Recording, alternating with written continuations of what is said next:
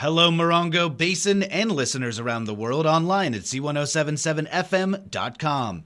Here is the Z107.7 local news for Tuesday, November 14th, 2023.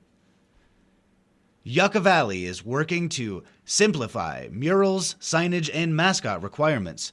Reporter Hillary Sloan joins us with a recap of Gary Daigneault's interview with Mayor Rick Dennison and Yucca Valley Town Manager Curtis Giacomo from last week's Up Close show. Talking about the much-loved and controversial Black Bear Diner mascots and the Sinclair dinosaur, Yucca Valley's Mayor Rick Dennison and Town Manager Curtis Giacomo explained how the old code, written in 2014, did not allow for the much-loved mascot. About the Sinclair dinosaur, Curtis Giacomo said, So we never said that your dinosaur has to go. We simply said your dinosaur is part of your signage package, and your signage package needs to be in compliance with town regulations. Bingo! That was Gary Daigneault. The company chose to move their dinosaur instead of modifying their signage. Mayor Dennison continued. But the town council received a lot of input on that. And what came out of it was our desire to become more compliant with what the retail businesses wanted in our community. The Planning Commission looked at existing code and made some adjustments, and now the Town Council can make the changes. It is unclear if the green dinosaur will reappear. Still, the Black Bear Diner statues will likely be brought in as a landscape treatment. The Town Council still needs to take final action on these guidelines. In response to Gary's question on the current status of murals, Mayor Dennison said the Planning Commission updated the mural regulations and created a path forward to apply for a mural. A review from the Parks Recreation Cultural Commission on the content and the design is needed, and then the individual can go ahead and move forward with that project. Each application can be addressed individually, with mascots, murals, and signage being 3 different pieces. For Z107.7, this is reporter Hillary Sloan. This evening, the 29 Palms City Council will gather to host 4 public hearings and discuss other agenda items. Reporter Heather Clisby has more. Tonight, the 29 Palms City Council will host 4 public hearings and discuss topics relating to city employee compensation and public art. The first public hearing pertains to development code amendments for non-conforming buildings and uses. The second hearing will address changes to the vacation home rental regulations recommended by the city's Planning Commission. The next hearing concerns a development code amendment to establish regulations for the removal, relocation, or trimming of a western Joshua tree. The final hearing focuses on development code amendments to the downtown specific plan land use tables. The council will then discuss increases to the city clerk's compensation, specifically a 5% longevity increase and an additional 5% to temporarily support the interim city manager. Finally, the council will discuss the appointment of Paul Razzo to the Public Arts Advisory Committee. The meeting will take place on Tuesday, November 14th at 6 p.m. at City Hall, 6136 Adobe Road. It can be live streamed or viewed on demand via the city's website, 29palms.org. Reporting for Z107.7, this is Heather Clisby. The Yucca Valley Planning Commission will meet tonight to review temporary special event permitting in residential zoning districts and the Old Town Beautification Project.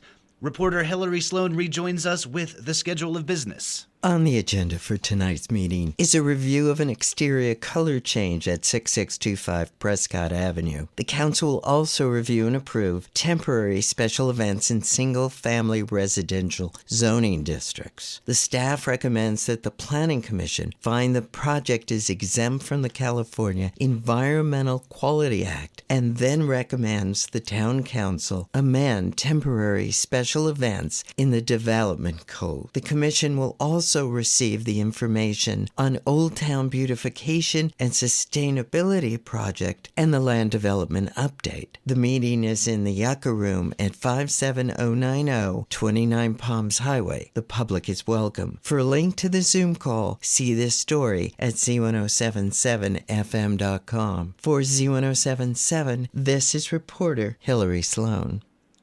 The Morongo Unified School District Board of Trustees will hold their regular meeting tonight at 6 p.m. at Joshua Tree Elementary. Assignment reporter Gabriel Hart has a look at tonight's agenda. For tonight's meeting agenda, Schoolworks Incorporated has proposed 2 costly projects for MUSD, the Demographics, Enrollment Projections, and Boundary Study for $18,000 with an estimated completion of 3 months, and the District Facilities Master Plan and Needs Assessment for $190,915 with an estimated 6 months for completion. The board is requested to authorize both projects. The board is requested to authorize a contract with Christine Clayton to provide speech-language pathology services. Clayton holds a license issued by the Speech-Language Pathology and Audiology Board and a master's degree in speech pathology, and if the board approves the contract, it will assist the district in meeting state requirements for K-12 education. The board is requested to designate December 12, 2023 as its annual reorganizational meeting. The board will also authorize applications for provisional internship permits on behalf of 4 different teachers and adopt the 2023-24 school plans for student achievement for all MUSD schools. Reporting for Z107.7, this is assignment reporter Gabriel Hart. At tonight's 6 p.m. meeting of the Bighorn Desert View Water Agency's directors, the board will hear the fiscal audit report and consider an increase in the basic facilities charges. Here's reporter Mike Lipsitz with more.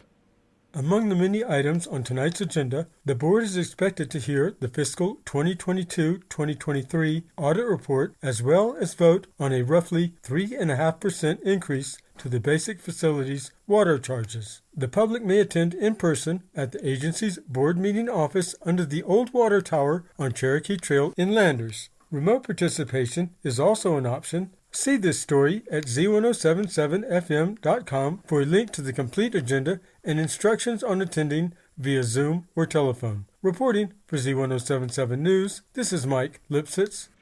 Today's board meeting for the Colorado River Basin Water District has been canceled. This week, the 29 Palms Water District Board of Directors will gather for their monthly meeting. Reporter Heather Clisby rejoins us with a look at tomorrow's meeting. On Wednesday evening, the 29 Palms Water District Board of Directors will meet to discuss water-related issues. Up for discussion is the aqueous film-forming foams products liability litigation and how the Water District is involved. The remainder of the public meeting will consist of management reports on maintenance, water quality, and finance. A closed session relating to labor negotiations for the general manager position is on the agenda as well. The meeting begins at 4 p.m. on Wednesday, November 15th at 72401 Hatch Road in 29 Palms. Reporting for Z107.7, this is Heather Clisby. Mark your calendar for the return of the Festival of Lights Parade, set for Saturday, December 9th. The beloved annual event, sponsored by Yucca Valley Sunset Rotary and the Yucca Valley Chamber of Commerce, features organizations and community members parading their dazzling displays of lights through the streets of Yucca Valley. Participation is open to organizations and individuals who want to let their light shine for all to see. Entry forms are available at the Yucca Valley Chamber of Commerce or at yuccavalley.org. Prizes will be given to entries for Most Spirit, Most Humorous, and Best Lights. Wear your warm clothing, bring your chairs, and set up to view the parade starting at 5:30 p.m. on Santa Fe Trail between Deer and Inca Trails. There will be toys for the children, hot chocolate, and of course, Santa Claus himself will be there. The town of Yucca Valley's annual film festival has wrapped up for its highly successful 5th year. Entertainment reporter Charlie Thomas lists off this year's award recipients. It's a wrap for the 5th annual Yucca Valley Film Festival. With a large attendance of local film buffs as well as visiting Hollywood luminaries, this year hosted a bevy of cinematic masterpieces. Amongst the festival award winners was Josh S. Rose and Hyun-Yo Chang for Best Visual Art Dance Film for The Man Who Couldn't Clap. Best Music Video went to Derek Huff and Michael Stein for Michael Bublé's Higher. Stephen Burns took home Best Script for Ludlow. Paul Hollingsworth got Best Animated Short Film for his Weirdos. Yves Duran received Best Documentary for Bobcats, Football Returns to Paradise. Brian Katana got Best Music Composer for the score of My Hatton. Jake Myers received Best Director nods for Kombucha. Best Short Film went to Tamaya Bantam for Savage Dawn. The festival looks forward to Season 6. For a full list of award winners, view this story at Z107.7fm.com. Reporting for Z107.7, this is Arts and Entertainment reporter Charlie Thomas. And finally, the Yucca Valley High School Lady Trojans soccer team came out with a 2-2 tie in their first preseason game against the Samueli Academy Firewolves last night, with some amazing stops from goalie and sophomore Emily Cooper and goals from junior Alyssa Morales and senior Crystal Holm. They will be traveling to Victorville this Thursday for their next preseason game. That's our local news. Hear local news 7 times a day, 7 days a week at 7, 8, 9, noon, 4, 5, and 6. If you hear news happening, let us know about it. Email us at tips@z1077fm.com. Reporting for the Morongo Basin News Leader, the award-winning Z107.7 Local News, I'm Jeff Harmetz.